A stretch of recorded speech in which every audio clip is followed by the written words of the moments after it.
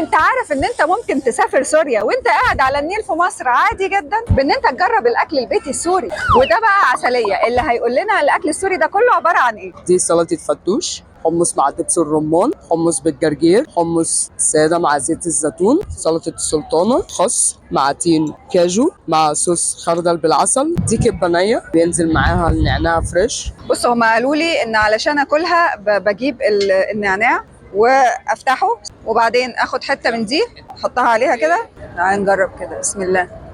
انا اول مره في حياتي اكل كبه نيه، انا كنت فاكره ان انا هستغربها بس طلعت حلوه. وايه بقى المراكب دي؟ دي بيضة تبقى على شكل مركب زي ما احنا شايفين بالجبنة. وهنا دي كفتة ضاني، صحن المشاوي برضو تبعنا، تتبيلة سوري.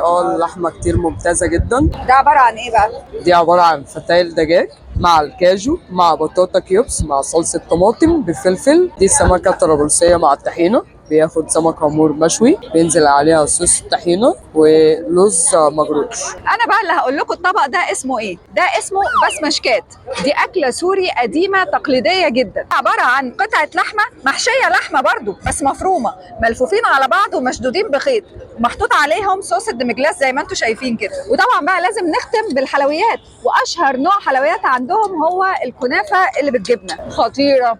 المطعم ده اسمه ابو الزوز في الزمالك في شارع ابو الفتى.